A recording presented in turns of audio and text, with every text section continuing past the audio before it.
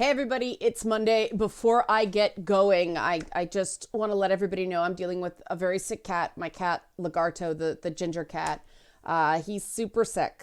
And I'm going to record this, and then I'm going to take him to the vet today, and then I'm going to pre-record tomorrow. It's like that serious. I don't know what's gonna go on with this. So just letting you know, like, this might not be the week to go crazy on me in the comment section. I'll keep you guys posted, but yeah, it's looking that serious right now. Sorry, mic placement issue.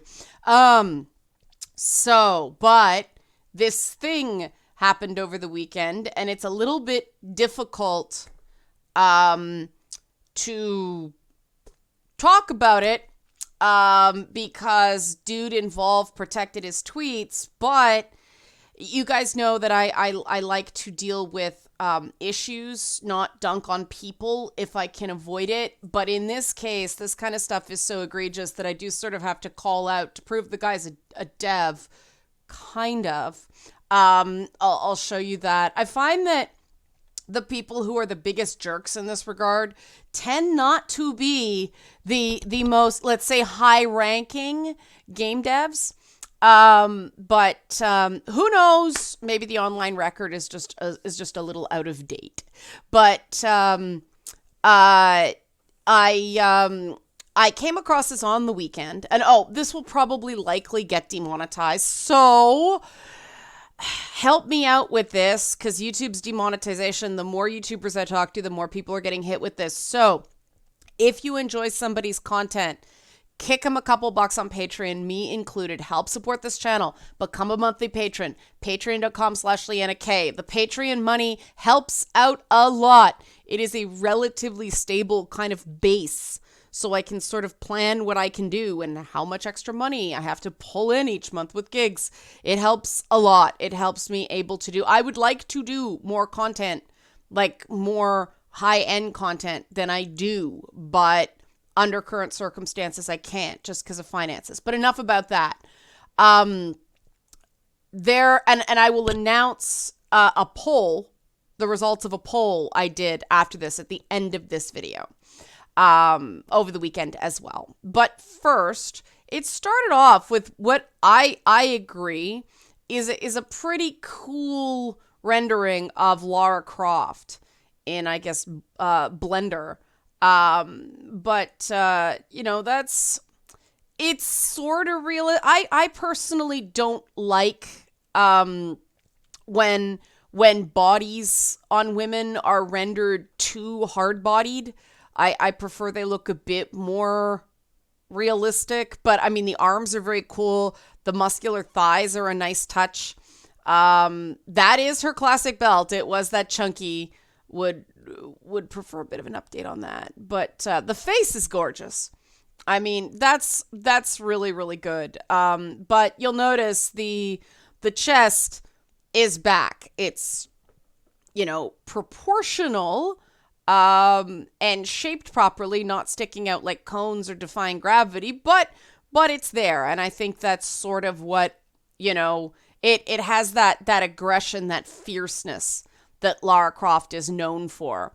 I just if people are wondering, I don't like that super hard-bodied waist, because that's what a like figure model would look like, not what a gymnast or something like that would look like. I'd prefer it be a little bit more on task, but still sexy. Still love the legs. And again, I'm not criticizing this on a moral point.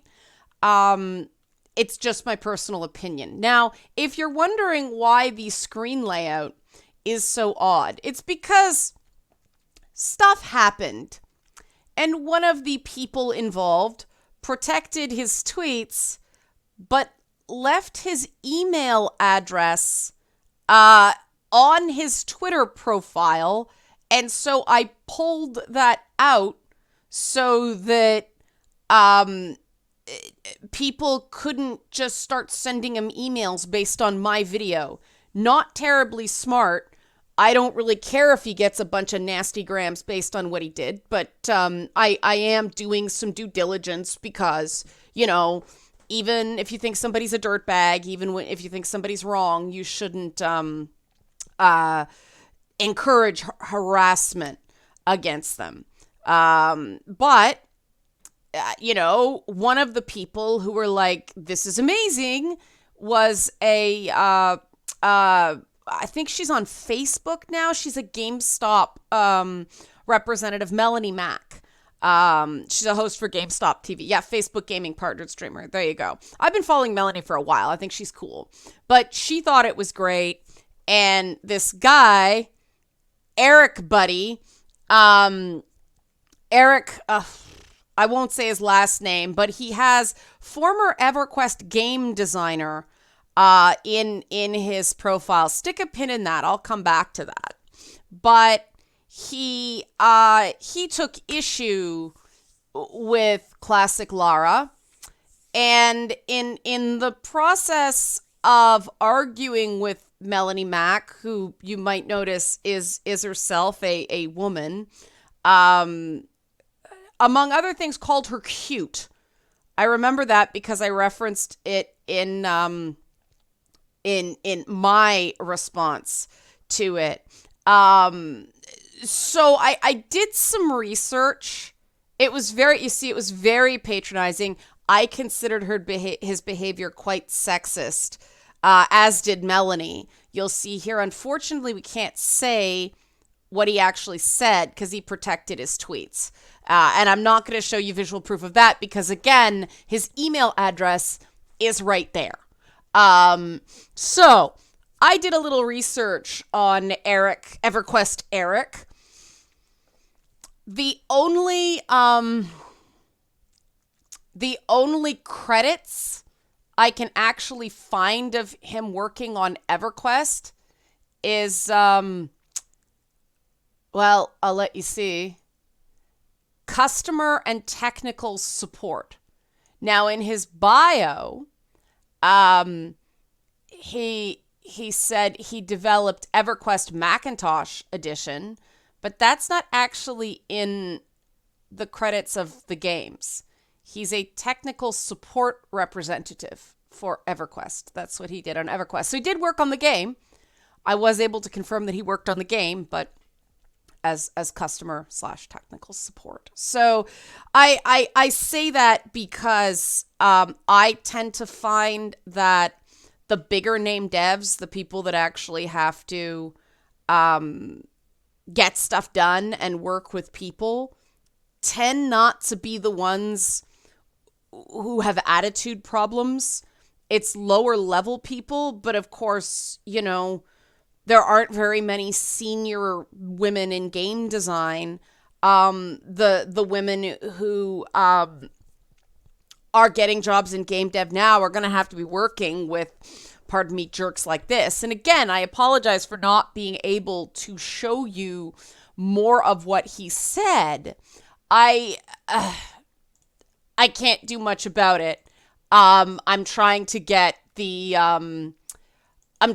a link to maybe an archive or something like that, so I can show you, but until then. But what I do want to talk about is a reminder again that this is my issue with the form of feminism that has taken hold in video games. The debate around Lara Croft has really lost its way as far as I'm concerned. If Crystal Dynamics wants to create a younger, more vulnerable version of Lara, they are the developers. They want to make that creative choice. That's their call, right? I'm not saying they can't do it. Now, the games have been less and less successful, and I don't enjoy the new games terribly much. I don't like the bullet spray quality of them. I liked the old Tomb Raider games, especially the early Crystal Dynamics games, the ones where they took over from Core and did that really great trilogy with Lara's mom and stuff like that. Revelation, Legend and Underworld, I believe, and then they did Anniversary Edition. Those were to me the best Tomb Raider games, and I know they're a niche, but because they're puzzle and platforming. But I thought they played well for what they were. And I really thought they got the essence of Lara Croft in that she's a Byronic heroine. You know, she's mad, bad, and dangerous to know. They sort of defined a Lara Croft story as one where she finds the treasure, but doesn't get that sort of personal satisfaction she seems to be longing for. They really hit the sweet spot in those games. And I thought they were very, very well done. Now, was Lara a very cartoony looking character? Yeah, you got to remember, we didn't have motion capture back then, right? Like, characters were basically toons because they couldn't look realistic. But I prefer to call Lara's appearance hyper-feminized or aggressively feminine as opposed to hypersexualized, because she is not put in very many sexualized scenes at all. If you saw the like pinup art and additional content outside the games, like magazine centerfolds and things like that, yeah, some of that stuff was sexualized, but fan art, right? Her actual depictions within the games, the closest you get to an actual hard locked scene where she is put in even a remotely sexualized position in the classic Lara games, was at the end of Tomb Raider 2, she's getting into the shower and she like picks up a shotgun and blasts the camera for the player being a peeper. There was more sort of threat of sexual assault in the newer games that are supposed to be less sexualized than in the original games. I can't think of a single instance in those original games where Lara's put in a sexual situation. She spends a lot of those games absolutely alone. There is a difference between being hyper-feminized, being idealized feminine form, and hypersexualized. And if we confuse those terms, we start getting into trouble when we're studying this stuff, because what's considered hypersexualized has nothing to do with sex at all. And when we get into stuff like body image, there's a big difference between a series of messages where there isn't enough diversity of appearance in media, and so women feel forced to conform to these really, really rigid expectations of femininity, masculinity too, more on that in a bit. And sexuality, hypersexuality, which sexual depictions should have nothing to do with body image. Right? I know a lot of people who are, they're plus size ladies and they're very sexually active. They're very sexually confident. I know a lot of women who are, they look like a traditional, size 2 to 4 model, and they're not sexually confident at all. It's not the same thing. Body image and sexuality, not the same thing.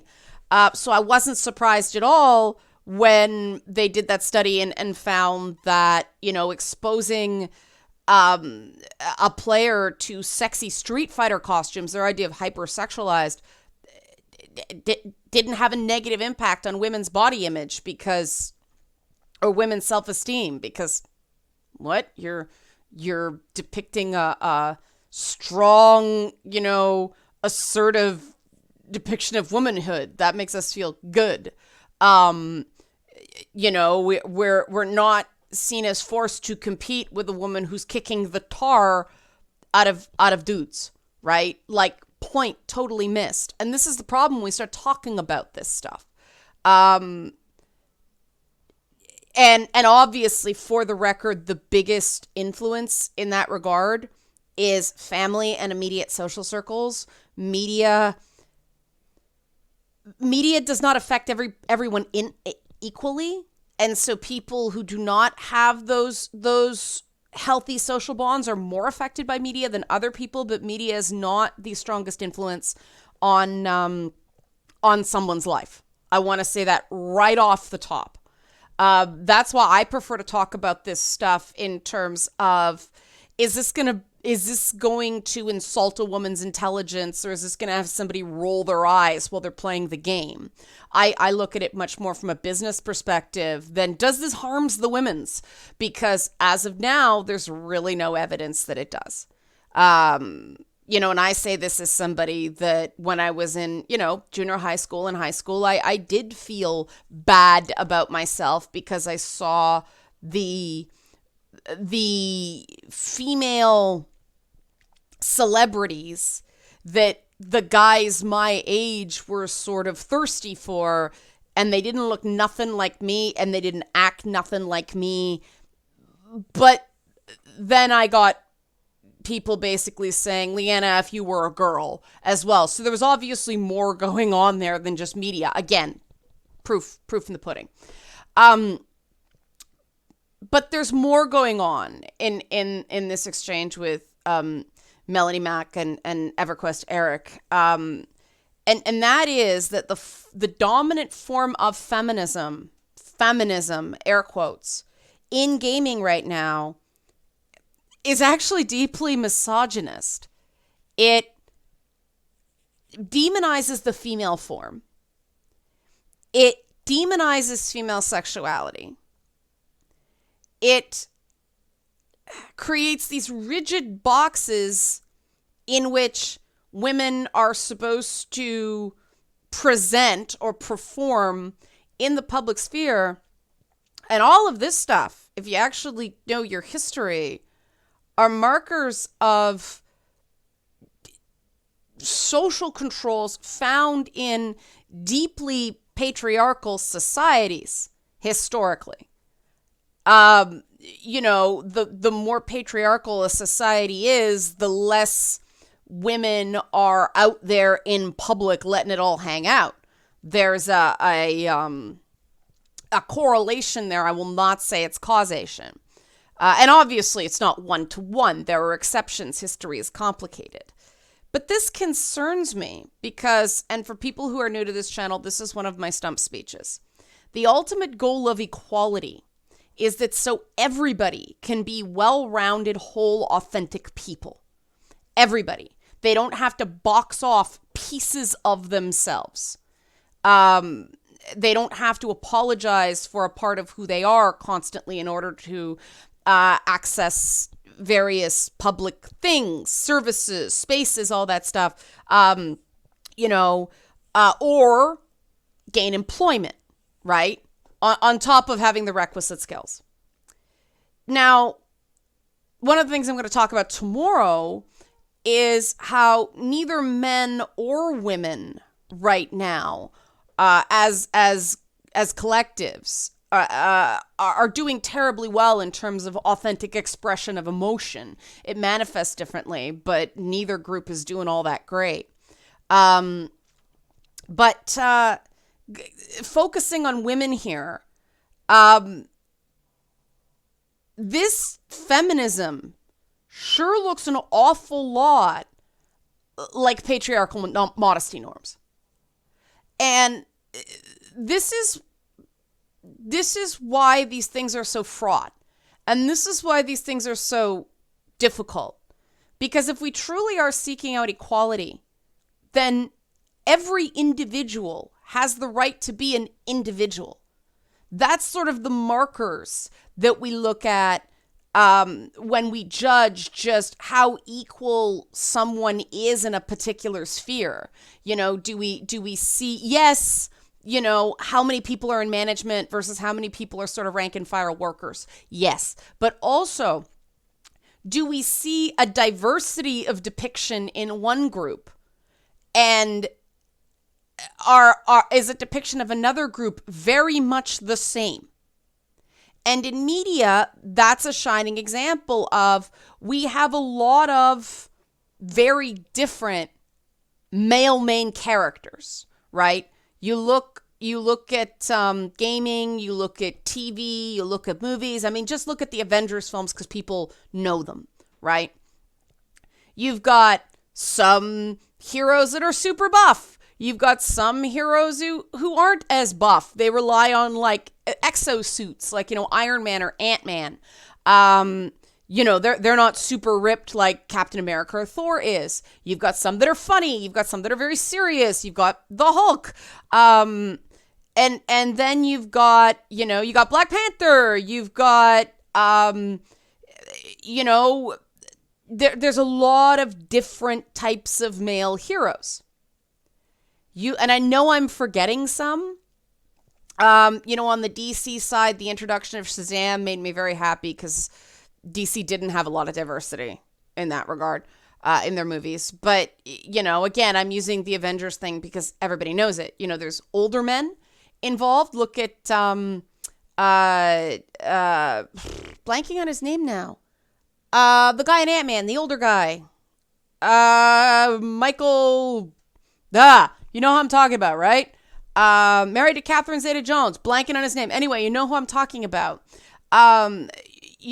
Bruce Banner is not Captain Buff in that in that depiction, and then you've got Clark Gregg's character as Coulson. You've got audience proxies. You've got a lot of representation. The supporting cast in the Spider-Man movies, I know that's Sony, but it's also Marvel. But they are so adorable. There is so much diversity there. And then you look at the female superheroes and even the supporting casts, and it's like, yeah, outside of Black Panther, they're all tall, skinny, white chicks. They're all sort of, okay, Scarlett Johansson's a bit curvier, but there isn't a lot of diversity there. Everybody's, because there are fewer parts is part of it, but also, because there just aren't as many female Marvel superheroes that aren't the X-Men. And of course, Fox has the X-Men license. So, well, Disney has it now, but that was a recent thing. And it works similarly when you look at real world stuff. And if you look at gaming, yes, there were always fewer female playable characters than male playable. I shouldn't say always, because there was a period where it was like furries and robots and stuff like that. But, if you look at the diversity of depiction of female characters pre-Xbox era, so like PS2, so PS1, PS2 era, right when like consoles really got past the crash, and we had Tomb Raider, we had Mortal Kombat, we had Tekken and all that stuff, and the huge cast diversity in Soul Calibur. You can't claim that a game with Talim and Hildy and Ivy and Sung Mina and very, very different types of women in those games, personality and physicality wise. Now, I used to say all the time, they're all brown hair make ponytails. And that's a sign that something's wrong. That is that narrowing of the represented feminine experience, the acceptable feminine performance that you tend to see when things are becoming less equal, not more. And this is what's happened in video games post Tropes versus Women. Tropes versus Women became this thing in like 2012, and that's when the big discussion happened, though it was brewing before that. We're just kind of starting to shake that off with games like Overwatch. But, there's still a real restriction in how women are depicted. And again, if men can be funny and goofy and sexy and tough and aggressive and, less aggressive, weak, strong, tall, short, and so on and so forth, we should see similar diversity in women. And I'm not saying like pre-2020, 2012, it was equal. I'm not saying that. I thought we could do more in that regard, then. But the proliferation of women in fighting games didn't come because somebody wagged their finger at developers and said, put more women in. Developers went to arcades and saw who people were playing in coin ops, and I believe it was Virtua Fighter. They noticed that, oh, gee, people wanted to play female characters because it was novel, right? And then, Chun-Li's the best. That was happening kind of organically, and I really do think that kind of on their own, developers would have started putting more of their own lives into that kind of stuff, the way they are with the men. As the men in games are getting older and they got kids now, and Nathan Drake gets the middle-age spread as the games go on. Men are representing themselves in games in a way we don't see with women. You're not getting men going, you know what? I find plus-size women hot. I'm going to put one in my game. Because men are so afraid to think something's hot. Things have to be, respectable.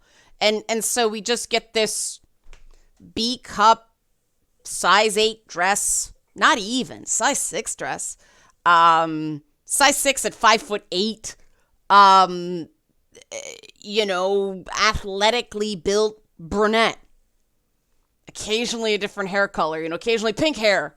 Or green hair, blue hair instead. And every once in a while we get something like Bayonetta that just, or a Hideo Kojima woman who they are some of the most interesting facially women in all of gaming, I maintain.